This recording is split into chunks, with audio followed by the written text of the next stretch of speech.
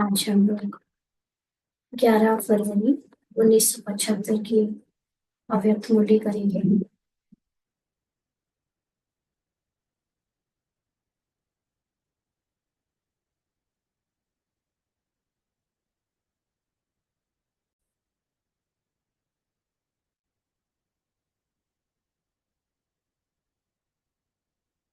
का सार है, माया से युद्ध करने वाले पांडवों के लिए धारणाएं। माया से युद्ध करने वाले पांडवों के लिए धारणाएं। तो माया क्या है? माया जो एग्जिस्ट नहीं करती उसको सच मानना माया है। माया कहीं बाहर नहीं, माया माइंड में है, माया हमारे मन में है। तो द्वापर युग से मन को द्वैत की आदत पड़ी है।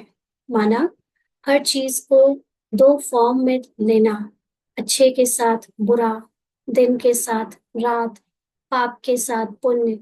तो ये जब से द्वापर युग आया है, जब से हमारे माइंड में सतो प्रधानता की लेयर, मतलब सतो प्रधानता की स्टेज नीचे उतरते उतरते सतो के बाद फिर रजो में जब आए, तो वहां से माइंड ने आत्मा की जो संपूर्ण पवित्रता है उससे अपनी पहचान हटाकर कैरेक्टर की पहचान से नए नए ईगो क्रिएट करने शुरू कर दिए। और इस समय बाबा का जो ज्ञान ले रहा है वो माइंड, यानी हम बच्चे, एक्चुअली हम बच्चे मतलब हमारे माइंड में बाबा के ज्ञान से जो परिवर्तन आ रहा है उस परिवर्तन को युद्ध कहते हैं। तो पांडव अर्थात जो भगवान से प्रीत बुद्धि रखे। भगवान निराकार है, तो भगवान से प्रीत बुद्धि रखने वालों को भी निराकार स्वरूप का अभ्यासी होना पड़ेगा। बाबा ने जैसे आज कहा था, वह फरमान बरदार बच्चे और ना फरमान बरदार बच्चे। तो जो बच्चे बाबा के बनते हैं, अपने को कहते हैं कि मैं बाबा का बच्चा हूँ, लेकिन फरमान पर नहीं चलते, माना निराकार खुद को नहीं समझते या निराकार स्वरूप की स्मृति नहीं रखते, वो ना फरमान बरदार हो जाते हैं। और जो निराकार स्वरूप की स्मृति को ध्यान में रखकर कैरेक्टर में रहते हैं वो फरमान बरदार बच्चे होते हैं। तो पांडव अर्थात जो फरमान बरदार निराकार स्वरूप की याद रख के अपने अंदर माया यानी कौरव और यादव रूपी संकल्पों से, संस्कारों से जो अपने को डिटैच करके अपनी संपूर्णता को पहुंच रहे हैं, जो माइंड संपूर्णता को प्राप्त कर रहा है, वो पांडव। तो उनके लिए धारणाएं क्या है बाबा से सुनेंगे, बाबा से पढ़ेंगे। पांडवपति शिव बाबा बोले, पांडवों के लिए जो कल्प पहले का गायन है, क्या वह सब विशेषताएं वर्तमान समय जीवन में अनुभव होती हैं? पांडवों के लिए कल्प पहले का जो गायन है, जो हम लोगों ने अभी महाभारत बहुत इंटरेस्ट से टीवी में देखी है, जिसको हमने सुना है बड़े लोगों के मुख से, उसमें पांडवों के बारे में जो बातें फिजिकल रूप में सुनाई जाती है, वो सूक्ष्म रूप में वो सब विशेषताएं क्या वर्तमान में हमें अपने जीवन में अनुभव होती हैं? यह जो गायन है कि उन्होंने पहाड़ों पर स्वयं को गलाया, इसका रहस्य क्या है? लास्ट में कहानी में यही दिखाया जाता है ना कि पांडवों ने जब महाभारत खत्म हो गई, यानी वो युद्ध खत्म हो गया, सब खत्म हो गया, उसके बाद वो खुद भी जाकर पहाड़ पर जाकर गल गए। तो इसको कहानी के रूप में जैसे बताया गया है वो बड़ा ही अनरियलिस्टिक है, नॉट पॉसिबल कि कोई कैसे गल जाएगा। और इतना कुछ युद्ध करने के बाद कोई पहाड़ों पर क्यों जाएगा? अगर मरना ही था, गलाना ही था खुद को, तो नीचे ही सुसाइड कर लेते, नीचे ही किसी से मर जाते, किसी के वार से। लेकिन ऊपर जाने का क्या महत्व है? तो इसका बाबा ने हमको बड़ा सूक्ष्म आध्यात्मिक रहस्य बताया है कि पहाड़ों का मतलब ऊंची स्थिति, और गलाना मतलब ऊंची स्थिति बनाकर देह भान को गला देना। जैसे इस समय हमारे द्वारा बाबा कुछ भी सेवा कराए, हमको ब्राह्मण बनाकर, बीके बनाकर हमसे कुछ भी कराए, नॉट सिर्फ बीके, नॉन बीके रूप में भी जो हमारी पहचान है, कैरेक्टर में जो कुछ भी जिसको मैं कहती हूँ मैं हूँ या मेरा है, वो हर एक बात including spiritual identity of BK and Brahmin, इन सबको भी पूरी तरह से भुला देना और अपने साइलेंस में टिक जाना, इसको कहते हैं देह भान को गला देना, कैरेक्टर को पूरी तरह खत्म कर देना। तो जैसे महाभारत में दिखाया कि अंत में ऐसे ही दृष्टांत किसी किसी आजकल सीरियल में दिखा रहे हैं कि जब अंत हो गया तो बाद में कौरव जो पांडव बचे, वो पांडव आपस में डिस्कशन करने लगते हैं कि मेरी अ, विशेषता के कारण हमें जीत मिली। भीम जो अर्जुन, युधिष्ठिर, नकुल, सहदेव, ये सब आपस में एक दूसरे को कह रहे थे कि मेरी विशेषता, मेरी विशेषता, मेरी विशेषता के कारण जो है महाभारत युद्ध हमने जीता। मैंने सबसे ज्यादा अटैक किए, मैंने सबसे ज्यादा लोगों को मारा, ऐसे कर करके। तो उनके बीच में श्री कृष्ण आते हैं, दिखाते हैं कहानी में। अब हम अभी उसमें नहीं जा रहे हैं कि श्री कृष्ण का भगवान, सॉरी, महाभारत का भगवान कौन, लेकिन फिलहाल कैरेक्टर के रूप में भी अगर देखें तो वो आकर कहते हैं कि इस महाभारत को निष्पक्ष होकर केवल एक ने देखा है, और वो है वो, क्या तो उसका नाम था, जिसकी गर्दन काट देते हैं और वो जो देखता है, आप लोगों को याद है, बरबीकी, बारम्बीकी, कुछ ऐसा नाम याद, कुछ ऐसा है ना? तो शायद याद हो आपको तो लिखिएगा, बताना। बारबरी, अच्छा। हाँ, तो उसके पास जाकर जब पूछते हैं कि बताओ महाभारत में असल में सबसे ज्यादा पराक्रम, सबसे ज्यादा किसके कारण हुआ, सब कुछ जीत किसके कारण हुई? संजय तो साक्षी दृष्टा के लिए हमने यूज किया, बट बर्बरी, उसको गर्दन उसकी काट देते हैं क्योंकि उसके लिए उसको वो वरदान लेकर आता है भगवान से, नारायण से, कि जो निर्बल टीम होगी, जो अ, जिस तरफ निर्बल लोग होंगे मैं उस तरफ से लड़ूंगा। तो उन्होंने बोला कि ऐसे तो बहुत मुश्किल हो जाएगा, क्योंकि एक एक ना एक तो हारेगा, तुम जिसको हराओगे वो हारने लगेगा तो तुम उसके साइड चले जाओगे, फिर तुम जिसके साइड जाओगे उसके ऑपोजिट वाली टीम हारने लगेगी तो तुम्हें फिर उसकी तरफ चले जाना पड़ेगा। ऐसे तो ये युद्ध अविनाशी समय तक चलता रहेगा, ये तो पॉसिबल ही नहीं है। तो तुम एक काम करो, मैं तुमसे कुछ दान लेना चाहता हूँ। तो उसने बोला कि क्या लेना चाहते हैं? उसने बोल दिया कि तुम अपना धड़ ही अलग कर दो, सर, अपना सर, धड़ से सर अलग कर दो, और तुम किसी युद्ध में हिस्सा नहीं लो, सिर्फ युद्ध को देखो। ऐसे ये सब कहानियां एक तरफ से हाँ, वो कहते हैं कि वो खाटू श्याम वाले बाबा हैं जो भी, बट हम बात उसमें नहीं जा रहे भक्ति की मार्ग की। लेकिन बात यह है कि सूक्ष्म बात यह है कि अल्टीमेटली ड्रामा में हम सब भी जो पुरुषार्थ कर रहे हैं, जैसे बाबा ने आज साकार मुरली में कहा ना कि पुरुषार्थ भी सबका ड्रामा अनुसार होगा। तो कोई अगर किसी का पुरुषार्थ अच्छा चला है और अगर उसको इस बात पर गर्व हो गया, उसको उस बात का अभिमान हो गया, भान आ गया, तो वो फिर हार जाएगा, है ना? और कोई किसी का पुरुषार्थ बहुत अच्छा नहीं चल पा रहा है और वो उसका गिल्ट रखे अगर, कि मैं, मुझे समझ नहीं आ रहा, मैं पीछे हो रहा हूँ, या मैं उतना कर नहीं पा रहा हूँ, वो तो वो भी देहभान है ना? तो दोनों ही तरह से, चाहे वो ब्रह्मा बाबा का, मम्मा का बहुत ऊंचा पुरुषार्थ रहा हो, चाहे वो बिल्कुल लास्ट वाले कोई बाबा का बीके बच्चा उसका पुरुषार्थ रहे, किसी के कैरेक्टर में पुरुषार्थ जो ड्रामा ने उसको उससे करवाया करवाया है या करवा रहा है, उसमें उसकी कोई महिमा नहीं है, उसकी कोई उसमें विशेषता नहीं है, क्योंकि कैरेक्टर अनुसार ही हर एक को पुरुषार्थ करने का बल मिलता है। और उसी के अकॉर्डिंग सब कोई जैसे निर्दोष भी है तो वैसे ही किसी का कोई विशेषता भी नहीं है, हर एक को ड्रामा करवा रहा है। या ड्रामा कहें या बाबा कहें, भगवान कहें, करावनहार बाबा है ना, जैसे बाबा ने आज साकार मुरली में भी कहा। तो लास्ट में उसमें महाभारत में दिखाते हैं कि जब बर्बरीक से जाके पूछा कि किसका पराक्रम रहा, तो उन्होंने बोला सब जगह सिर्फ नारायण ही तो थे और कोई था ही कहाँ, है ना? तो भले ही अर्जुन समझे, युधिष्ठिर समझे, या कोई भीम समझे कि मैंने किया, मैंने किया, लेकिन ये सब उनको उनकी सबसे ऊंची स्थिति से गिरा देता है।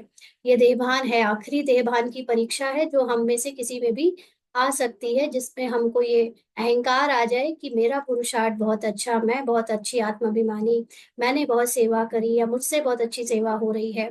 ये सब भी अगर आ गया तो ये भी हमें लास्ट माया का युद्ध है जो जीतना है ना। तो इसीलिए इसी को साकार रूप में बोला गया कि पांडवों को पहाड़ पर जाकर गलाया, वो जाकर गले, मतलब अपना देह भान तोड़ना है। सब कुछ युद्ध हो गया उसके बाद भी जो किया वो भी समर्पण, जो कैरेक्टर ने से करवाया गया वो भी समर्पण।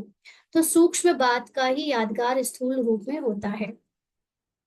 तो जैसे चैतन्य का यादगार स्थूल में होता है, वैसे ही सूक्ष्म को स्पष्ट करने के लिए दृष्टांत दिया जाता है।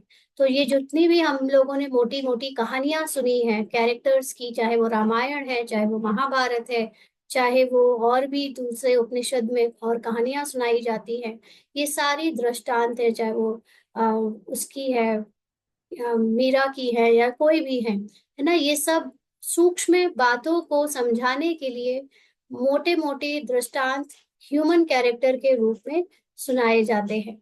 तो स्वयं को सफलता मूर्त बनाने के निमित्त पुरुषार्थियों के पुरुषार्थ में जो विघ्न सामने आते हैं, उन विघ्नों के कारण क्या स्वयं को सफलता मूर्त नहीं बना सकते हैं? तो सफलता मूर्त बनाने का मतलब क्या है? सफलता मूर्त बनना माना निराकार स्वरूप में निरंतर टिक जाना, तो बाप समान बनना। तो जो भी पुरुषार्थी, हम सब भी अगर यहाँ पुरुषार्थी हैं तो निमित्त मात्र हैं। हम सब लोग बनी बनाई पगडंडी में चल रहे हैं जो कि ड्रामा में ऑलरेडी रिकॉर्डेड है। हम सिर्फ रोल प्ले करते हुए अपने कैरेक्टर को साक्षी होकर देख रहे हैं। बाकी इस कैरेक्टर ने ये सब कुछ पहले से किया हुआ है और पहले से ही उसका ये पार्ट नूंद है। तो आ, इस पुरुषार्थ में जो पुरुषार्थियों को, जो निमित्त पुरुषार्थी है, उनको जो भी विघ्न आते हैं, वो विघ्न कहाँ से आएंगे? विघ्न का मतलब भले दिखने में आता है कि कुछ बाहर से आ रहा है, कोई बाहर से अटैक कर रहा है, लेकिन एक्चुअली कोई बाहर नहीं है, सब मेरे माइंड की क्रिएशन है।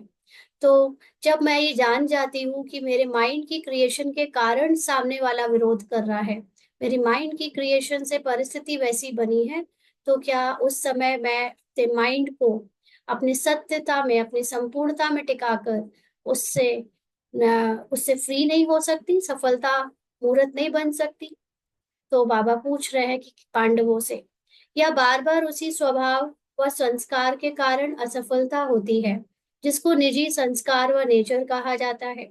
तो हम लोग जब देखते हैं कि कैरेक्टर में बार बार कोई स्वभाव हावी हो जाता है या कोई पर्टिकुलर संस्कार, जैसे सपोज करिए एक्सपेक्टेशन का ही संस्कार है ना, हम एज अ हमारी पेरेंट की आइडेंटिटी जब हमारे अंदर जाग जाती है, इमर्ज होती है, तो बार बार हम बच्चों से एक्सपेक्टेशन रखने लगते हैं और उस एक्सपेक्टेशन के कारण फिर हम उनको डांटने लगते हैं, उनको फोर्सफुली कुछ उनसे करवाने की कोशिश करने लगते हैं। तो इस तरह से और भी हमारे कैरेक्टर के संस्कार हो सकते हैं जो हमें पता तो चलता है कि ये सही नहीं है या इससे कैसे निजात पाए, बट क्योंकि हम उस समय अपना निजी संस्कार नहीं याद रखते, माना जो आत्मा का ओरिजिनल नेचर है, जो कि विदाउट एनी धर्म, विदाउट एनी कैरेक्टर कॉन्शियसनेस का है, उसको याद न रखने के कारण कैरेक्टर की जो आ, असफलता है, कैरेक्टर में जो संस्कार या स्वभाव गिरता है बार बार, उससे हम प्रभावित हो जाते हैं। तो ऐसे निजी संस्कारों को गलाना अर्थात स्वयं को गलाना, कि देखने या संपर्क में आने वाले यह महसूस करें कि इस आत्मा ने स्वयं को गलाया है। तो हम अपने कैरेक्टर से इतना मर जाएं, इतना डिटैच हो जाए कि कोई भी देखे तो कहे कि इनको तो अब बिल्कुल भी का, अपने रोल का, कैरेक्टर का कोई भान ही नहीं है। जैसे कोई भले हम कहना चाहिए कि कैरेक्टर में किसी के फैमिली मेंबर हैं ना, फैमिली में या बाहर किसी के जान पहचान में आने से हमारे अलग अलग संस्कार निकलते हैं, बट मेरी सोल कॉन्शियसनेस की स्मृति इतनी गहरी हो जाए कि जो लोग मुझे पहले से जानते थे वो जब मुझसे मिले तो उन्हें देखने में आए, उन्हें लगे कि ये तो इनके अंदर का पूरा अहंकार, पूरा ईगो, पूरा देहभान में जो भी हमारे अंदर अकड़ थी, है ना, या किसी भी तरह पर किसी को दोष देना या किसी भी तरह से दबाना किसी को, ये सारी चीजें पूरी खत्म हो जाएं। क्यों? क्योंकि वो कैरेक्टर मैं नहीं हूँ। और उस कैरेक्टर से जब मैं अपनी डिटैचमेंट में रहने लगती हूँ तो मेरे संस्कार नोटिस होने लगते हैं, मेरे संस्कारों में परिवर्तन दिखने लगता है। और क्योंकि जब तक मेरे अंदर से कैरेक्टर और उसके माइंड की पहचान बनी रहती है तो हम वही गलतियां कैरेक्टर में बार बार करते हैं। लेकिन जब हम कैरेक्टर से डिटैच रहने लगते हैं, अपने को सूक्ष्म आत्मा समझने लगते हैं, तो फिर कैरेक्टर की बातों से हम जल्दी जल्दी फ्री होने लगते हैं, संस्कारों से भी हम जल्दी फ्री हो जाते हैं, माना उस वो परिवर्तन हो जाते हैं। तब देखने वालों को ये महसूस भी होता है कि इन्होंने तो अपना पूरा अहंकार, पूरा अभिमान, पूरी चिंता, पूरी फिक्र या पूरी तरह से अपने को गला दिया है। और यही सफलता है, इसमें सफलता है।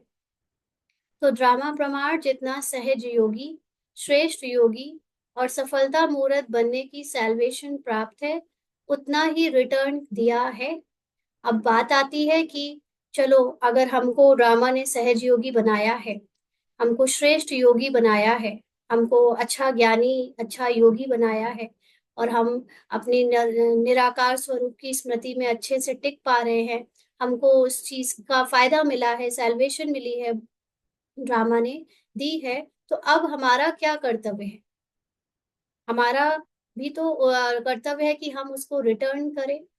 तो क्या हमने उतना, जितना ड्रामा ने हमको दूसरों से बेहतर चांस दिया है, बेहतर भाग्य दिया है, बेहतर सेल्वेशन दिया है, मुक्ति दिलाई है कैरेक्टर की सफरिंग से, तो हमारा भी तो कर्तव्य है कि हम भी रिटर्न करें ड्रामा को। तो क्या हमने उतना रिटर्न दिया है? तो हमें क्या रिटर्न देना है वो सुनेंगे।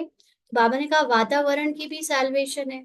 इस समय हम लोग देखें तो हम में से जो लोगों को बहुत पर्सनल लाइफ में, जो कैरेक्टर की पर्सनल लाइफ है, जिनको बहुत सफरिंग मिली है, या जिनको ड्रामा अनुसार कुछ धन की कमी या दूसरी चीजों की कमी मिली है, तो वो वातावरण ने उनको एक हेल्प करी है, लिफ्ट दी है, ताकि वो जल्दी वैराग दिखा सके अपने कैरेक्टर से, और निराकार स्वरूप में जल्दी से टिक सके, ताकि वो अपनी कैरेक्टर की सफरिंग से निकल सके।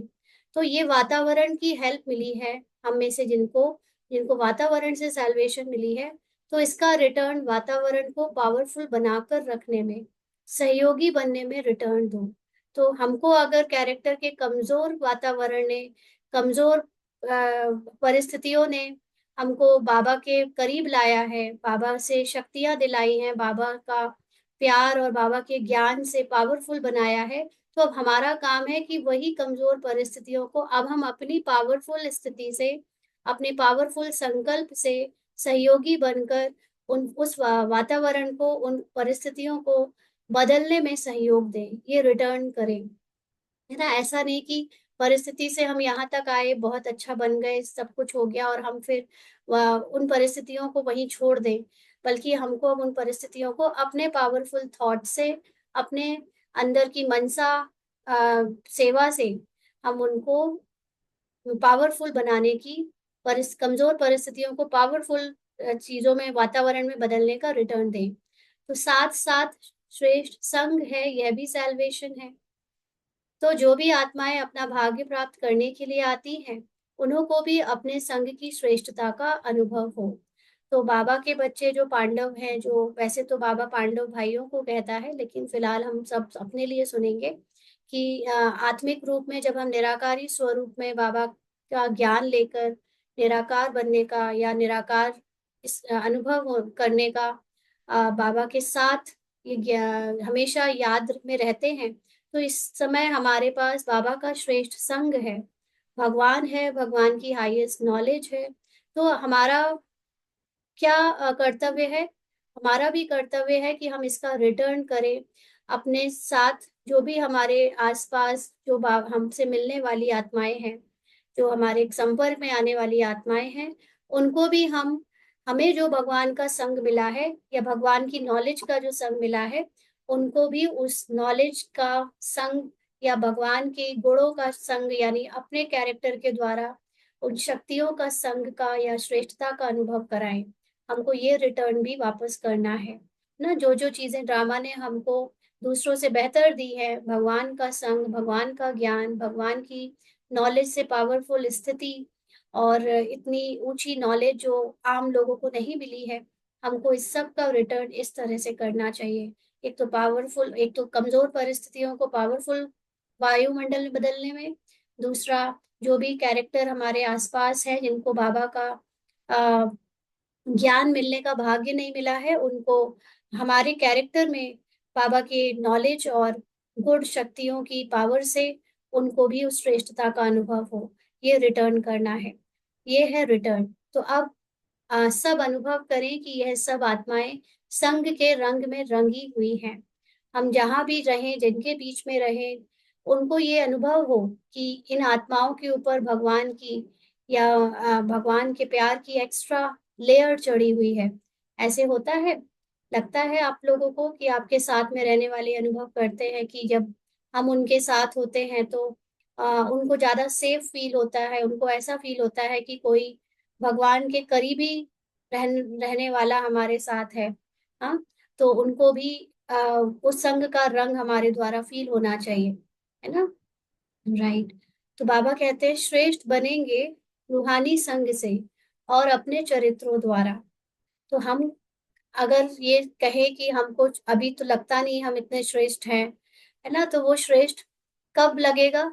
जब हम अपने को रूह समझेंगे, जब हम अपने को आत्मा समझकर निराकार परमात्मा का ज्ञान, निराकार परमात्मा की महिमा को अपनी महिमा बनाकर उसको अपने संग रखेंगे और जो कैरेक्टर है उस कैरेक्टर में न्यारे होकर बाबा की याद में रहकर पार्ट प्ले करेंगे, तब हम श्रेष्ठ बनेंगे।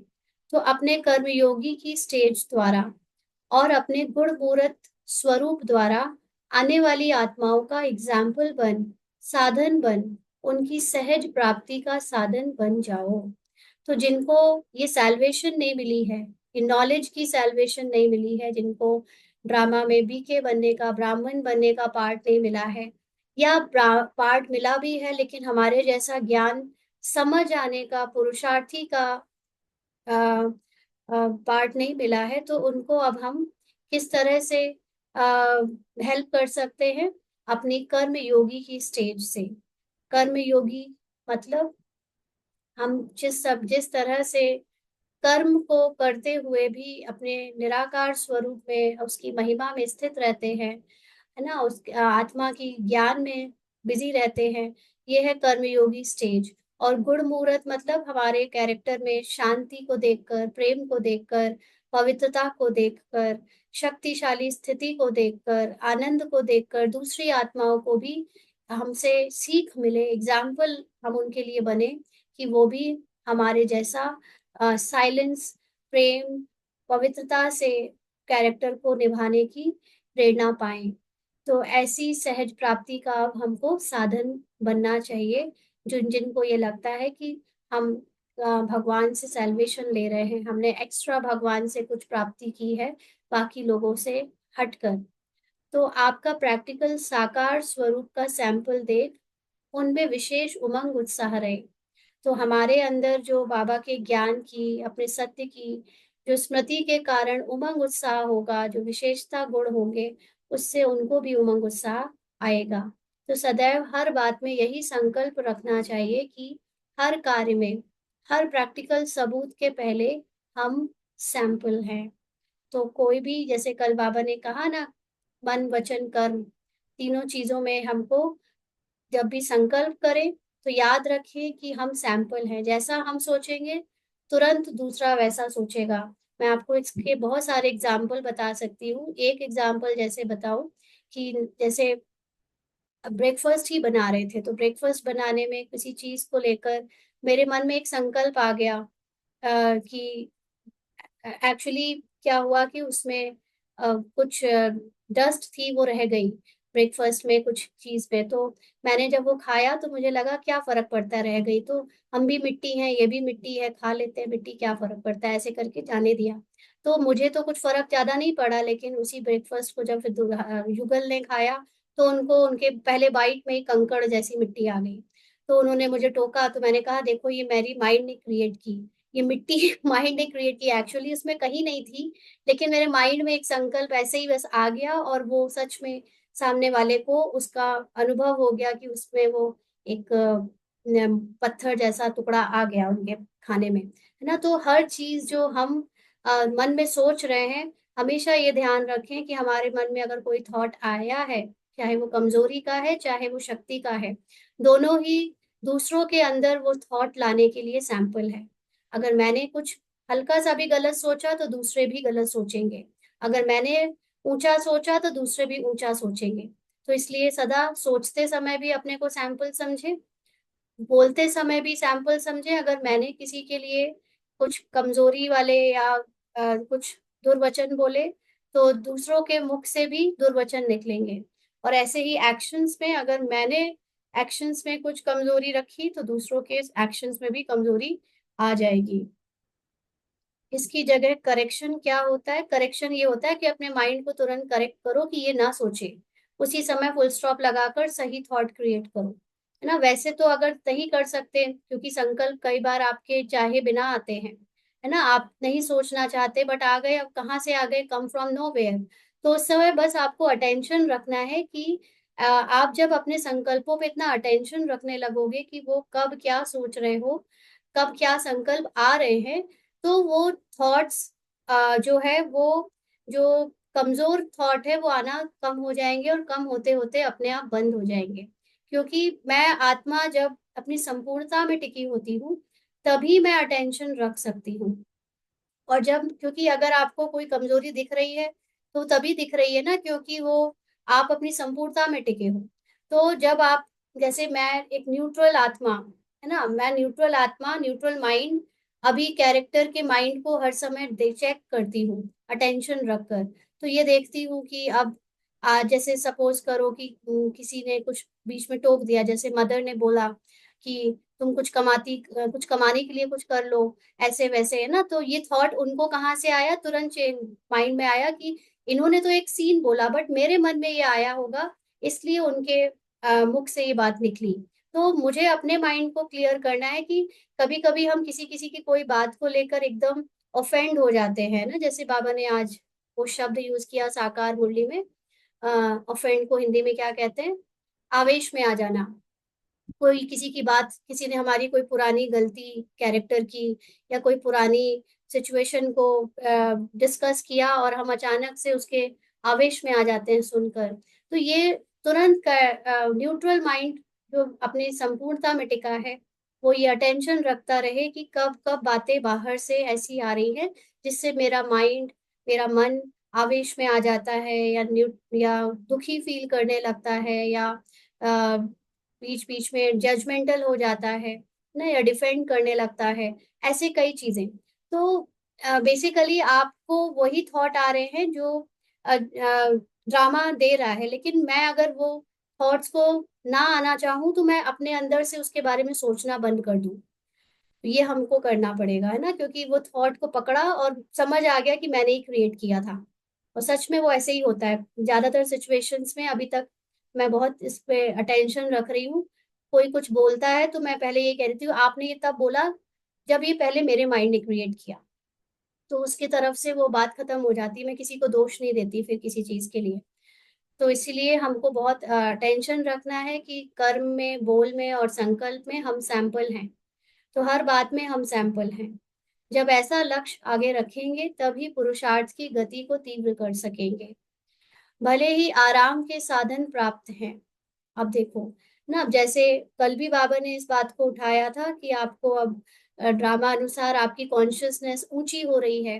पहले हम लोग जिस कैलिब्रेशन में थे उसमें हो सकता है हम में से बहुत सारे लोगों के पास फिजिकल साधन कम हो, फिजिकल सुविधाएं कम हो, या फिजिकल कहना चाहिए धन की प्रारब्ध कम हो, लेकिन जैसे जैसे हमारे अंदर गुण शक्तियां बढ़ती जा रही है, अपने सत्य की स्मृति बढ़ती जा रही है, तो साधन और ये प्रकृति भी हमारी दासी बनती जा रही है ना। तो ये सारी चीजें अब हमें आराम से उपलब्ध हो पा रही होगी, या होने लगी होंगी, या हो रही होगी, या हो जाएंगी ऐसा।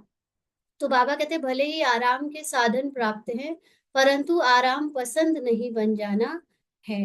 ये चीजें याद रखनी है, क्योंकि अगर हमने अपनी पुरुषार्थ की गति को स्लो कर लिया, हमने अटेंशन रखना स्लो किया, तो बाकी सारे जितने भी हमारे अलावा इस संसार में हमें लोग दिखते हैं, चाहे वो बीके हैं चाहे नॉन बीके हैं, सबके अंदर संकल्प में आराम पसंदी आ जाएगी। आराम पसंदी मतलब अटेंशन रखने में आराम पसंदी आ जाएगी। और अगर हमने अटेंशन रखने में तीव्रता रखी, तो सब वैसा ही पुरुषार्थ भी करेंगे। तो इसलिए बाबा कहते हैं कि साधन बहुत उपलब्ध होंगे आराम के, लेकिन आराम पसंदी नहीं बन जाना। पुरुषार्थ में भी आराम पसंद ना होना अर्थात अलबेला ना होना, कि क्या फर्क पड़ता है, बोल दिया तो बोल दिया, सोच लिया तो सोच लिया, कह दिया तो कह दिया, मतलब कुछ भी। ये हमें अटेंशन रखने में थकना नहीं है, अलबेला नहीं बनना है। तो आराम के साधनों का एडवांटेज यानी लाभ सदा काल की प्राप्ति का विघ्न रूप नहीं बनाना। कि कई बार जब हमको फिजिकल साधन का, प्रकृति का एडवांटेज उपलब्ध होता है, ये सब चीजें आराम से मिल जाती हैं, तो हम इसी में सैल्वेशन ढूंढने लगते हैं, इसी में शांति, इसी में सुख, इसी में आनंद ढूंढने लगते हैं, और इसी में ही खुश हो जाते हैं, संतुष्ट हो जाते हैं। और जो हमको पुरुषार्थ करके आत्मा की संतुष्टता में, आत्मा की शांति में, आत्मा की पवित्रता में लौटना था, आत्मा के सदा काल की प्राप्ति में हमें पहुंचना था, वो विघ्न बन जाता है, वो साधन विघ्न बन जाते हैं। तो यह अटेंशन रखना है कि हमको सुख साधन सुविधा कहीं हमारे पुरुषार्थ को बीच में रोक ना दे। तो अगर किसी भी प्रकार की सिद्धि अथवा प्राप्ति को स्वीकार किया, तो वहां कम हो जाएगा। तो जितना जितना हम ज्ञान से, योग से थोड़ा ऊंचा पहुंचेंगे, थोड़ा अब पहले से बेहतर होंगे ना, हमारी पवित्रता थोड़ी बढ़ेगी, तो हर स्टेप पर उसकी सिद्धि है। जैसे दिखा बताते हैं ना, कि जैसे सन्यासी लोग जब अपने तपस्या शुरू करते हैं, तो उनके पास भी धीरे धीरे करके उनकी तपस्या के अनुसार कोई कोई सिद्धि आनी शुरू हो जाती है। तो अगर कोई उस कुछ सिद्धि में ही खुश हो गया, संतुष्ट हो गया, तो वो जंगल में तपस्या करने से लौट जाता है, वापस आ जाता है शहर में, और फिर उस सिद्धि के आधार पर धन कमाने लगता है, यश कमाने लगता है, और अपनी तपस्या पूरी नहीं करता। तो ऐसे ही हम में से जो बच्चों को जितना भी, किसी को मान लीजिए नाम मान शान की सिद्धि मिल गई, किसी को सुख साधन सुविधा, बड़े आश्रम, बड़े सेंटर की सिद्धि मिल गई, किसी को कुछ ऐसे ही थोड़ा और जादुई सिद्धि मिल गई, मान लीजिए कि किसी किसी बहन के द्वारा ऐसे होता है कि साक्षात्कार हो गए, तो उनको ही लगा कि मैं तो बस बन गई, ये सिद्धि हो गई, है ना। तो किसी भी तरह की अगर मैंने सिद्धि को स्वीकार कर लिया या प्राप्ति को स्वीकार कर लिया, माना अब बहुत सारे लोग भंडारी भर के चले जाते हैं, चीजें जो स्थूल साधन है वो भर भर कर सौंप के जा रहे हैं, इसको भी अगर मैंने स्वीकार कर लिया और अपनी तपस्या रोक दी, बाप समान बनने की जो मेरी तपस्या चल रही थी, जो मेरे अंदर निराकार स्वरूप के अभ्यास का अटेंशन चल रहा था, अगर वो कम हो गया, तो हम हमारी जो ये तपस्या है अधूरी रह जाएगी, है ना। तो बाबा कहते हैं कि अगर किसी भी प्रकार की सिद्धि अथवा प्राप्ति को स्वीकार किया, तो वहां कम हो जाएगा। कहाँ कम हो जाएगा? सतयुग तो चलो फिजिकल रूप में बाहर जब आएगा सो आएगा, बट हमारी सोल कॉन्शियसनेस में कमी रह जाएगी। और जब सोल कॉन्शियसनेस में कमी रह जाएगी, तो जो कंप्लीट सोल कॉन्शियसनेस की प्राप्ति है, प्रारब्ध है, उसमें कमी रह जाएगी।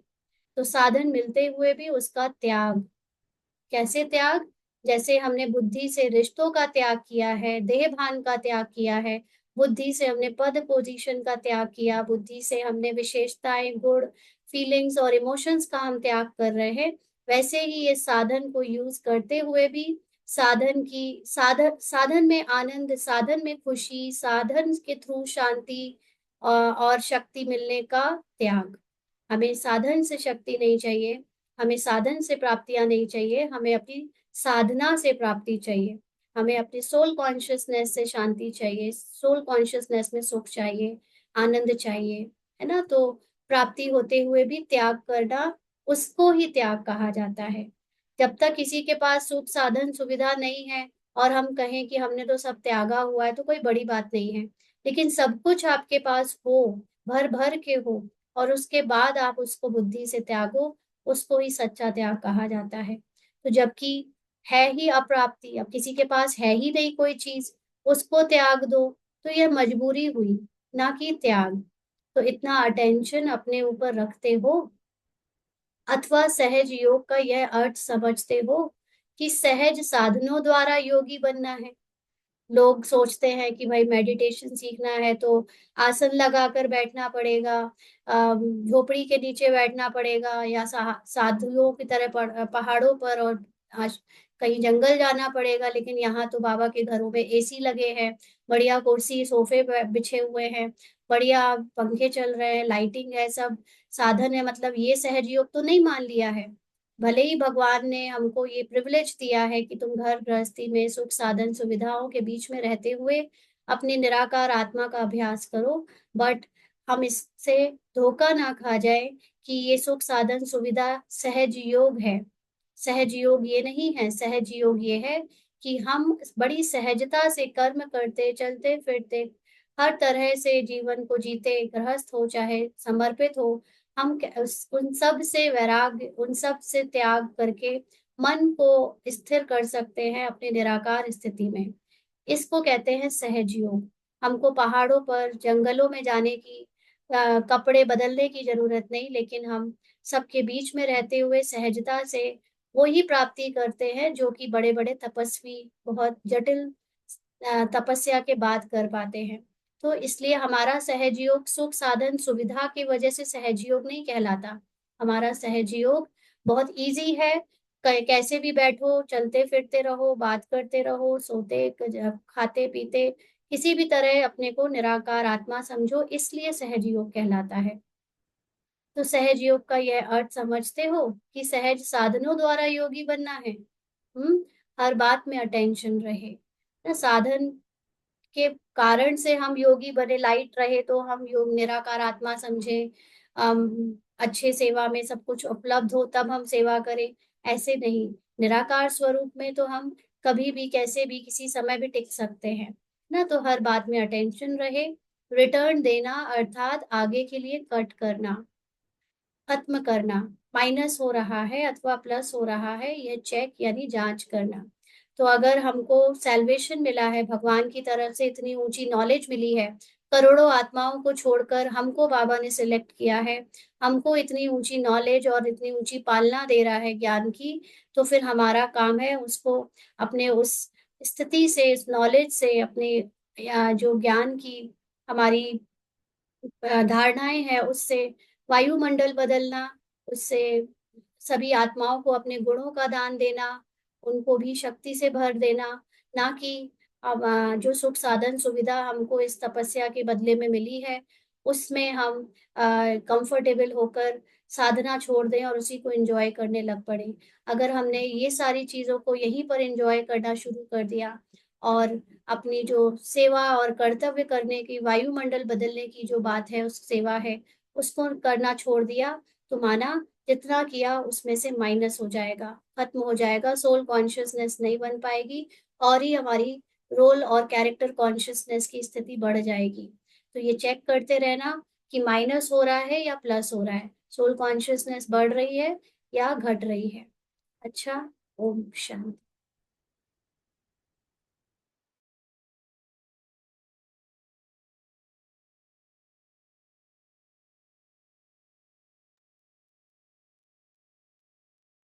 है जी। तो आज की बोली तो यही तक थी। अगर आप लोगों को कोई क्वेश्चन है तो आप लोग पूछ सकते हैं, अभी हमारे पास थोड़ा टाइम है। ओम जी। शांति दीदी। हाँ ये जी। जरा वो आप डाल दीजिएगा। हाँ, वो कलर्स में जो बताया था ना, ये हाँ हमारी हाँ हाँ हाँ, मुझे पेजेस जो, हाँ हाँ ठीक है हाँ। जी। एक बार हाँ, आप क्योंकि मुझे मैं पर्सनल एकदम मैसेज भी कर देना अगर मैं भूल जाऊं तो। तो कैसे करूंगी इसमें मैसेज, कैसे बस करूंगी, मैसेज नहीं कर हो पा देना रहा। कि दीदी वो वीडियो और फोटो डाल दीजिए बस। अच्छा अच्छा। हाँ, ऐसे क्योंकि मैं मुझे एक बहन दोपहर। को बता रही थी तो उसको भेजने वक्त मेरे डिलीट कैसे ठीक हो गया ठीक, नहीं कोई पता बात मेरे। नहीं, आप मुझे बस मैसेज हम्म। कर देना, मैं वैसे याद रखूंगी, बट इन केस भूल गई तो हम्म। फिर याद दिला दूंगी। तो मैसेज मैं किस में करूंगी? इसमें तो नहीं जिस हो पा रहा नंबर है। से आपको व्हाट्सएप हाँ पे सारी डिटेल भेजी हाँ। जाती है, मैसेजेस भेजे जाते हम्म। हैं, उसी नंबर पे। उसी नंबर पे। हाँ अच्छा जी। अच्छा। Okay okay. हम्म। अभी दे ओम दूं, शांति। ऐसे लिख दूं अभी? कल हाँ, की लिख एक के मुझे भेज का दो। क्वेश्चन है। हाँ जी दीक्षा बहन। दीदी, जो कल की अव्यक्त मुरली हुई थी उसमें आपने अल्प ज्ञानी का मतलब, अल्प आत्मा का मतलब बताया था, वो एक बार फिर से बता दीजिए, उसका मतलब क्या था, भूल गए। देखिए, अल्प आत्माओं का मतलब है जिनके रोल्स कम हैं, जिनके बेसिकली जो द्वापर और कलयुग में जो आत्माएं आती हैं वो रोल कम प्ले करती हैं, वो बीके नहीं बनती हैं। तो ऐसी आत्माएं हम सबकी लाइफ में आती जाती रहती हैं, थोड़ी थोड़ी देर के लिए कुछ में आएंगी और फिर चली जाएंगी, तो उनको अल्प आत्माएं कहेंगे। अच्छा, ओके ठीक। हाँ ओम जी। शांति। हाँ जी। हाँ, ओम शांति दी। जो आप माइंड में बात कोई भी आ जाता है उसके लिए जो बोले, तो ये सचमुच सही है। मेरे को होता है। उस दिन आपसे बात की थी ना सासू माँ के बारे में, तो मेरे माइंड में आया था कि उनको अपने रियलाइज होगा, वो अपने ही घर आ जाएंगे। तो सचमुच वैसे ही हुआ। वो अगले दिन आ भी गई, और आ गई। तो थोड़ा सा ये हुआ, जब हम शेड्यूल बहुत मेरा बिजी था, फिर मेरे माइंड में भी आया, हमने ही तो संकल्प भेज दिया था उनको। तो दीदी, जब ये आता है ना, तो उसको उसी समय स्टॉप कर देना है। मतलब क्या करना है उसी देखिए, समय? कई बार स्टॉप हो भी सकता है और कई बार स्टॉप नहीं भी हो सकता है ना, क्योंकि जैसे कई बार ऐसे आता है बहुत दिन से बीमार नहीं पड़े और पता चला अगले दिन से बीमार शुरू पड़ना शुरू हो जाता है ना। जैसे कई बार आता है कि भाई सब कुछ अच्छा चल रहा है और अगले दिन से प्रॉब्लम शुरू हो जाती है, ऐसे भी होता है ना। तो कई बार आपके अंदर संकल्प जब आता है, आपको सिर्फ संकल्प को कैच करना है कि देखो ये संकल्प मैं जो क्रिएट कर रही हूँ, ये माइंड क्रिएट कर रहा है और अब इससे फिजिकल दुनिया रची जाएगी। आप इतना नोटिस भी करोगे तो वो संकल्प वही कैंसिल हो जाता है। तुरंत उसको याद दिलाओ, this is not fact, this is not right. संकल्प आ गया, उसको रोक नहीं पाओगे, लेकिन संकल्प आने के बाद उसको अपने माइंड को तुरंत करेक्ट करो कि ये राइट नहीं है, ये सही नहीं है। हाँ, तो ऐसे। वही पता ही नहीं चलता है, वो आके या बस वहां पर चला गया। अटेंशन देना पड़ेगा कि हाँ हाँ, वो। बिल्कुल अटेंशन ही रह गया है पुरुषार्थ में, और बाकी तो सारी अंडरस्टैंडिंग कर ली होगी सबने। मेन बात रह गई है अटेंशन। ठीक, ठीक है यही जी। लता सिस्टर। इग्नोर कर दे रहे हैं, और जब सामने आ रहा है तो तब याद आ रहा है कि हमने ही सोचा था। तो उसी समय हाँ, उसको। और इग्नोर नहीं, उसको इग्नोर करोगे तो आप अटेंशन नहीं रख रहे हो। अटेंशन रखने का मतलब है आपने उस थॉट को पढ़ा और उसको वहीं पर रिजेक्ट किया, दिस इज नॉट राइट, ये मेरा क्रिएट किया हुआ थॉट है, ये मैं इसको स्वीकार नहीं करती। हाँ, ठीक ठीक। Ignore okay. कर दोगे मतलब आपने उसको देखा और आपने उसको होने दिया, तो वो फिजिकल रूप ले लेता है। हाँ हाँ, फिर वो दूसरा रूप ले जैसे लेगा। घर हाँ। में चोर घुसे, घर में आपको पता चला कोई अननोन लोग घुसे हैं और आपने इग्नोर कर दिया, तो क्या करेंगे, चोरी करके ही जाएंगे ना। और अगर आपने उनको टोक करके। दिया, क्यों भैया कहाँ से आए हो, कहाँ पे क्या है, तो वो फिर डर जाएंगे, भाग जाएंगे। हाँ, एकदम। हाँ ऐसे ही। ठीक। जी। हाँ लता जी दीदी, सिस्टर। क्लियर। हाँ, क्लियर हुआ मेरा, मुझे आपके बताने से ना, क्योंकि मेरे साथ में भी बहुत ऐसा होता है। जैसे मैंने थोड़े दिन पहले ये थॉट क्रिएट किया कि ये क्रॉकरी ना बड़े टाइम से बड़ी अच्छी है, बड़े टाइम से चल रही है, और नेक्स्ट डे उसका एक बोल नीचे गिरा और टूट गया। हाँ राइट। तो है ना। वो ही होता है कि हम खुद क्रिएट दीदी। करते हैं ऐसी चीजें। हाँ जी सुनीता सिस्टर। हाँ, अभी मेरे साथ भी वो अभी ऐसा ही हुआ कि 3 साल से मेरा हेयर रहा है, तो वो कभी खराब ही नहीं होता था। और आज एकदम से मेरे को थॉट आया कि ये तो 3 साल हो गए कभी खराब नहीं हुआ। और बस एकदम से वो कैसे क्या हुआ, मेरे हाथ से गिरा, वो खराब हो गया। हाँ, मतलब सोच तो ऐसा रही थी, लेकिन वो एकदम से खराब हो गया। अब मैं चला रही तो वो तो चल ही कैसे नहीं रहा था। तो इसको अभी इसमें कैसे आ गया ना कि ऐसी स्पॉट थॉट्स को जैसे फिर लाओगे। हम्म, तो ऐसी थॉट्स को फिर कैसे ठीक करना है, जब आए तो तुरंत अपने माइंड में अटेंशन रखो, ये मेरे माइंड ने गलत थॉट क्रिएट किया हाँ। है, वहीं पे उसको करेक्ट करो, ये गलत थॉट है, तो उस चीज का अफेक्ट खत्म हो जाएगा। ठीक है। हाँ जी पिंकी सिस्टर। ओम शांति दीदी। दीदी अब जो हम जब ज्ञान में चले तो 10 साल हो गया, लेकिन उसके बाद भी ये संकल्पों ने इतनी रचना कर ली है, नेगेटिव और व्यर्थ ने, कि अब जब वो सामने आते हैं तो हम उनको क्या कहें, क्योंकि एक्सेप्ट करने की हिम्मत नहीं है, अब हमें करना भी नहीं है उसे एक्सेप्ट।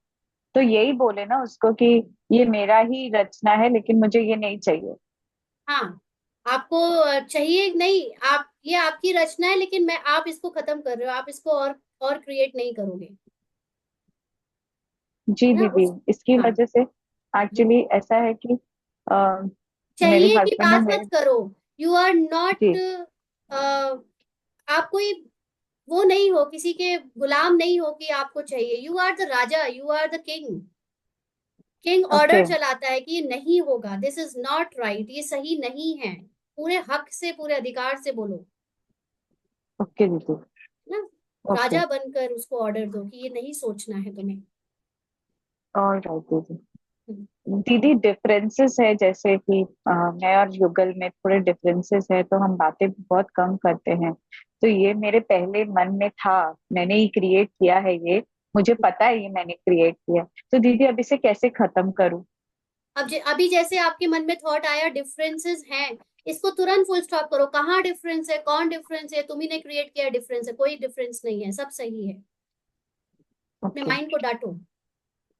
जी दीदी, आप थैंक ही यू ने दीदी। इसको बार बार थैंक यू। बिलीव करा करा के तगड़ा बनाया, और बेचारा सामने से वो फिजिकल वैसा मैनिफेस्ट हुआ है ना। उसको अपने मन में ही राइट खत्म राइट करो, राइट। कोई डिफरेंस नहीं है। जी दीदी, थैंक यू दीदी, थैंक यू। सुनीता सिस्टर, आपको कुछ पूछना है? सुनीता, आपने माइक अनम्यूट किया है। ओम शांति दीदी। हाँ जी। अ, ये दीदी कई दिनों से ना साक्षी दृष्टा की ही प्रैक्टिस चल रही है, और मन ने मतलब वो सुख अनुभव किया बाबा के साथ हर पल। और अब ऐसी परिस्थिति या मतलब सिचुएशन, मन को इतनी बोर्डम फील हो रही है, इसको कुछ भी अच्छा नहीं लग रहा मन को।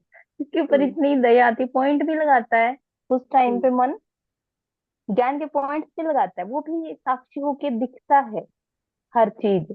हम्म। मतलब एक तो ये भी आ गया दीदी ना, तो फोन की तरफ भी जाने को मन नहीं करता, मन का कुछ खाने की चीजें भी नहीं अच्छी लगती, कुछ भी वो चीजें ऐसी।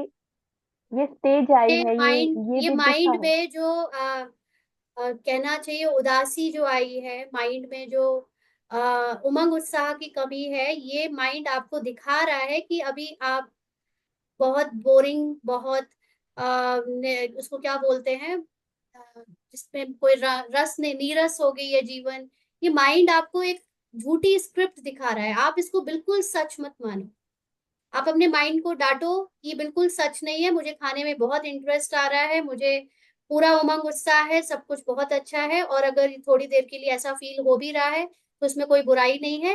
मेरे अंदर उमंग उत्साह की स्क्रिप्ट भी है, तो मेरे अंदर बोर्डम की भी स्क्रिप्ट है, दोनों ही मुझे स्वीकार है, क्योंकि मैं आत्मा तो न्यूट्रल हूँ।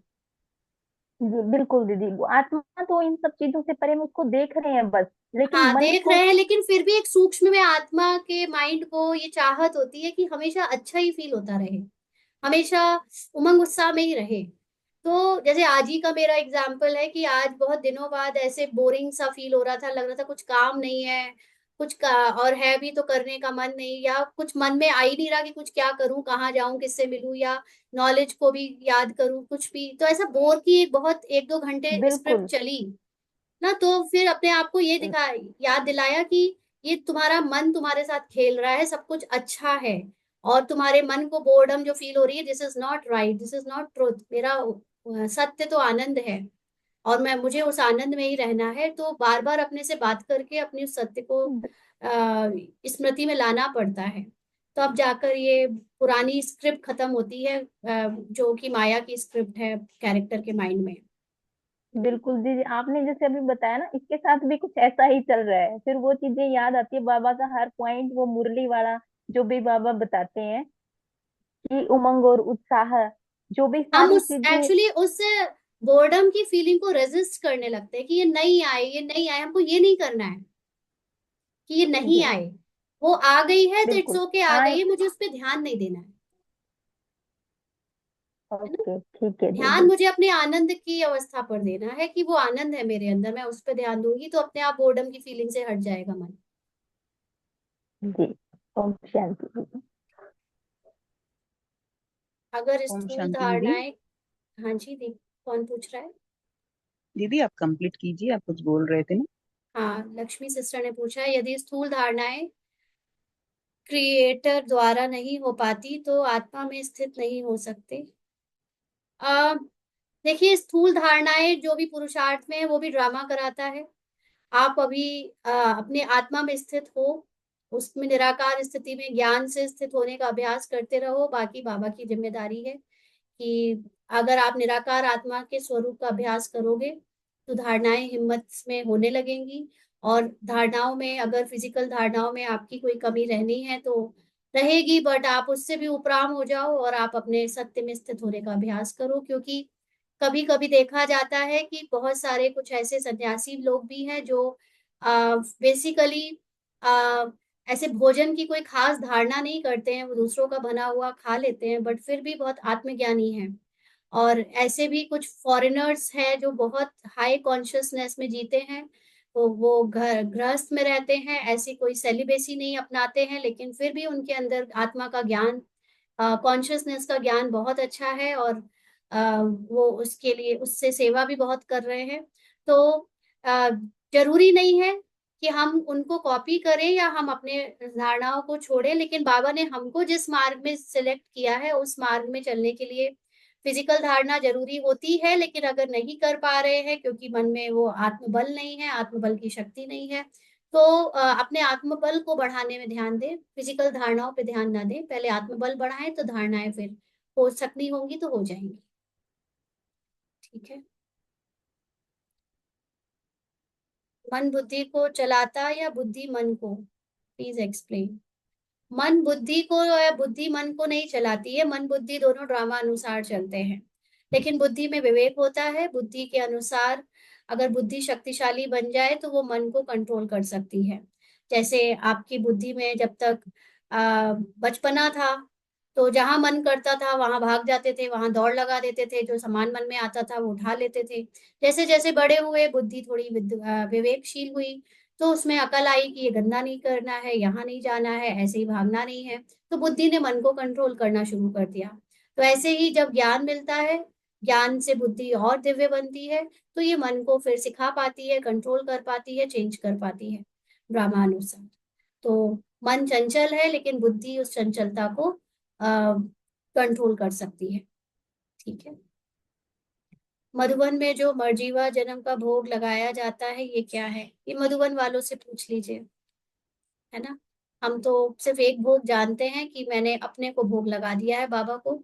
एक पूरा कैरेक्टर का भोग लग चुका है। बाबा इस कैरेक्टर में जो कुछ भी है, तन मन धन संकल्प श्वास फीलिंग इमोशंस एक्सप्रेशंस, सब बाबा तेरे हैं। और यही भोग है, तू इसे स्वीकार कर, क्योंकि तूने ही इस ड्रामा के कैरेक्टर को बनाया है। तू जाने, तेरा खेल जाने। बाकी मैं आत्मा तेरी हूँ और कैरेक्टर भी तेरा है। तो जो करा रहा है वो तू ही करा रहा है, सब समर्पण है, जैसा कराए वो है। बाकी जो स्थूल भोजन का भोग है, स्थूल मरने के लिए भोग लगाया जाता है, वो सब भक्ति मार्ग की बातें हैं जो ब्राह्मण सभी भी कॉपी कर रहे हैं। एक्चुअली कई बार तो लगता है ब्राह्मण ने भक्ति की रचना करी है या भक्ति से ब्राह्मण रचे गए हैं, क्योंकि कहीं ना कहीं बहुत सारी स्थूल चीजें जो हम लोग करते हैं वो भक्ति से ही कंटिन्यू हो रही हैं, जैसे भोग लगाना, भोजन पर ध्यान देना, भोजन की चीजें करना। क्योंकि हम अभी जैसे कई बार जब ये कहते हैं जैसा अन्न वैसा मन, तो बेसिकली जब तक हम अपने को कैरेक्टर समझेंगे तब तक तो हम मन की बात करेंगे। हम जब कैरेक्टर है ही नहीं, कैरेक्टर का मन भी मैं नहीं हूं, तो फिर मैं आत्मा और काहे का भोजन और कैसा अन्न। लेकिन फिर भी हम स्थूल धारणाएं सारी करते हैं, बाबा के बच्चे, बाबा के ब्राह्मण नियम और मर्यादा का फॉलो हम करते हैं। लेकिन बेसिकली ये सारी चीजें अभी भक्ति की ही फॉरवर्ड हो रही हैं। कराने वाले कर रहे हैं तो कराया जा रहा है, क्योंकि इतनी सारी भीड़ को भी तो, उनकी भावनाओं को भी तो चलाना है, तो उस हिसाब से चल रही है। बाकी जिसको सूक्ष्म में अनुभव हो गया है वो इन सब चीजों से उपराम हो जाता है। ठीक है। आपने ज्ञान की इतनी सूक्ष्मता को कब और किस तरह से जाना, इससे क्या फर्क पड़ता है आपको? जैसे आप जानते जा रहे हो वैसे बाबा ने इसको कभी समझा दिया होगा, कब जाना, कैसे जाना, क्या जाना, ये सब में क्या जाना है। है ना? अपने अपने जब जिसको जो समझ आता जाए अपने उस स्थिति को बनाते चलो, आगे बढ़ते चलो ना। ये सब सोचने का, पता करने का, कहानी में जाने का कोई मतलब ही नहीं है। ठीक है जी। और किसी को कुछ पूछना है? क्लास। दीदी, हाँ जी। हाँ जी। जैसे था ना कि यहाँ का कुछ भी स्वीकार करेंगे तो वहाँ का कम हो जाएगा। तो अब जैसे हम ड्रामा में निश्चय करके एक एक सेकंड में निश्चय करके चलते हैं, तो छोटे मोटे अनुभव तो होते रहते हैं ना कि ये कल्याणकारी था। हम्म। तो उस अनुभव को भी स्वीकार नहीं करना, ये भी ड्रामानुसार है। अ, थोड़ा लगता तो है ना मन में कि हाँ नहीं, देखो ये अब ये। देखिए, अनुभव को स्वीकार करना से कोई लेना देना नहीं है। बेसिकली आपको सोल कॉन्शियस बनना है, और जब आप कोई भी चीज के देहभान में आ जाओगे तो आपकी सोल कॉन्शियसनेस में डिले हो जाएगा, है ना? तो ठीक है, आपने आपको अनुभव हुआ, अनुभव से निश्चय बढ़ता है, निश्चय से खुशी होती है, उमंग उत्साह आता है, तो आगे बढ़ते जाते हैं। तो इसमें ऐसा कुछ नहीं है सोल कॉन्शियस बनाने में। अनुभव होना कोई वो विघ्न नहीं है। लेकिन जैसे कुछ लोगों को साक्षात्कार जो हुए हैं और वो साक्षात्कार के बेस पर पकड़ कर बैठ गए हैं कि मैंने तो देखा है परम धाम। अब वो परम धाम को जिन्होंने जैसे सपने में या साक्षात्कार में देखा है उसको वही सच मानकर बैठे हैं, या मैंने तो देखा है फला फला को, ये या वो या ऐसा या वैसा, और वो उसको ही सच मान के बैठे हैं। अपनी दिव्य बुद्धि से, ज्ञान से उसको नहीं जानते या जानना भी नहीं चाहते, क्योंकि देख लिया है बुद्धि में उसका एक चित्र। तो वो अनुभव और वो साक्षात्कार आपकी सफलता में विघ्न बन सकता है, क्योंकि फिर आपको अगर कोई गहरी बात बताई जा रही है, आपको सत्य की बात बताई जा रही है, तब भी आप उसको इसलिए नहीं मान रहे हो क्योंकि आपने कुछ और देखा था। आपको बुद्धि में कोई और चित्र आया था और वो चित्र ही आप पर, आपका उस पर पूरा निश्चय है। जैसे किसी का दुर्गा माता पर, साईं बाबा पर, किसी देवता पर इतना निश्चय होता है, इतना निश्चय होता है कि स्वयं भगवान शिव भी उनके सामने आकर प्रकट हो जाए तो भी वो नहीं मानेंगे, कहेंगे नहीं, हम तो दुर्गा के ही भक्त हैं, हम तो साईं के ही भक्त हैं। तो इट्स लाइक दैट कि ये सब चीजें फिर आपकी सफलता में विघ्न बन जाती है, यानी सोल कॉन्शियसनेस में विघ्न बन जाती है। हाँ जी, लता सिस्टर। जी। ये अभी आपने मुरली में जो बताया ना कि हमारे पास में किसी चीज की कमी थी जिससे हम ज्ञान में ज्यादा आगे आ गए, वैराग आ गया, लेकिन अब उसको ठीक किया जा सकता है, ये क्या चीज थी? ठीक किया जा सकता है कब की बात नहीं है। जैसे आपके कैरेक्टर में, जैसे मान लीजिए किसी का बच्चा गुजर गया था, किसी के पति गुजर गए थे, किसी के घर में, परिवार में कुछ लड़ाइयाँ चल रही थी या अच्छा नहीं चल रहा था माहौल, या किसी के पति के साथ नहीं बन रही थी। ये सारे कई कारण बने होंगे सबके अलग अलग ज्ञान में आने के, किसी का कोई कारण नहीं बना, किसी का बना। तो ये कारण तो बने हैं यहाँ आने के, आने पे आपको आगे बढ़ाने के लिए। लेकिन अब आपको बाबा ने जो सैल्वेशन दी है, आपको इतना ऊंचा ज्ञान दिया है और उस ऊंचे ज्ञान से आपको मुक्ति दिलाई है इन सारे बंधनों से, और आपको जो बहुत सारी चीजें अब शायद ठीक भी हो गई होंगी, हम में से कईयों की लाइफ में जो प्रॉब्लम्स की वजह से हम आए थे। तो अब हमारी जिम्मेदारी है कि हम अपने उस ज्ञान से, उस स्थिति से दूसरों का को गुणों का दान करें, शक्तियों का दान करें, वायुमंडल पावरफुल बनाएं और वापस रिटर्न करें। जो बाबा ने हमको सैल्वेशन दी, उस सैल्वेशन का रिटर्न हम ड्रामा में करें। ये। Thank you. जी। Lakshmi sister, last question. हाँ दीदी, टाइम है अभी आपके पास? नहीं तो हाँ कोई बात नहीं, मैं कल तक हाँ कर हाँ, सकती पूछ हूँ। लीजिए, लास्ट क्वेश्चन आपका।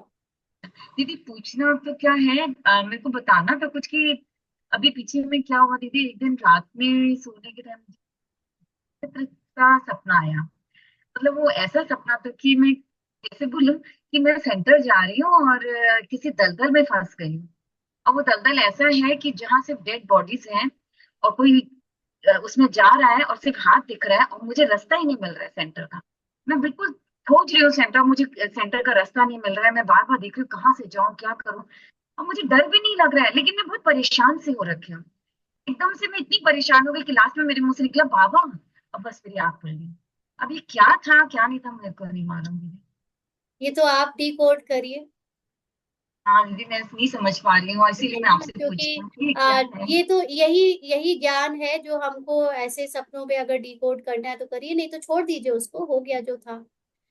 है ना। बेसिकली मैं अगर अपनी सूक्ष्मता से इसको समझूं तो इसमें ये समझ आ रहा है कि आज सुबह ही किसी ने बोला, साकार मुरली के बाद जब पॉइंट सुनाते हैं कि हम लोग अभी तक ज्ञान के दलदल में फंसे थे, है ना। तो अभी तक जो स्थूल ज्ञान हमने सुना सेंटर में या सभी से, उस ज्ञान से हम और ही दलदल में फंसते चले जा रहे थे कि ज्ञान तो बहुत हो गया है लेकिन स्थिति नहीं बन पा रही है, कैरेक्टर चेंज नहीं हो पा रहा, हमारे अलौकिक उसमें सेकंड एक के लिए प्रभाव। सेकंड के लिए आपकी हाँ आवाज जी, ब्रेक हो गई थी, इसलिए मैं नहीं समझ पाई। बाकी लोगों को भी आवाज ब्रेक हुई क्या? हाँ दीदी, थोड़ी सी बंद हो गई थी एक बार कुछ सेकंड के लिए।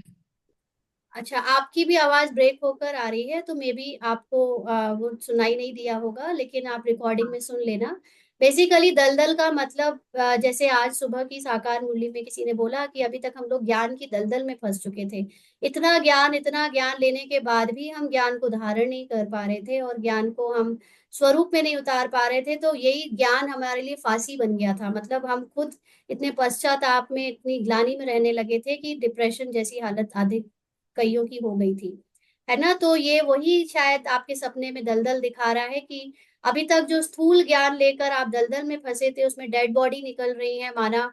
अभी तक हम कैरेक्टर समझकर ही ज्ञान ले रहे थे और कैरेक्टर कॉन्शियसनेस में ही ज्ञान ले रहे थे। एक बीके consciousness is a character consciousness, और उसमें भी हम इतना फंस चुके थे, निराकार तक पहुंच ही नहीं पा रहे थे, है ना। तो अब शायद सूक्ष्म ज्ञान लेने के लिए बाबा ऐसे भी ड्रामा में कई लोगों को ऐसे कहीं घर बैठा रहा है, कहीं कुछ करा रहा है कि अब अपने अंदर जाओ।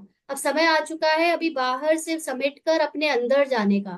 अपने अंदर के लिए सूक्ष्म ज्ञान को अनुभव करने के लिए आपको अंतर्मुखी होकर, जैसे बाबा ने आज दृष्टांत दिया, कछुए की तरह अपनी कर्मेंद्रियां समेट लो। तो उन कर्मेंद्रियों को समेट कर अपने अंदर आप साइलेंस में तभी जा सकते हो जब आप बाहर लोगों को देखना बंद कर दो, बाहर लोगों से सुनना बंद कर दो, बाहर लोगों की कैरेक्टर को महसूस करना बंद कर दो। और उसके लिए आपको हो सके तो कम पहले अपने को लोगों से काटो, चाहे वो बीके लोग ही क्यों ना है, उनसे भी काटो।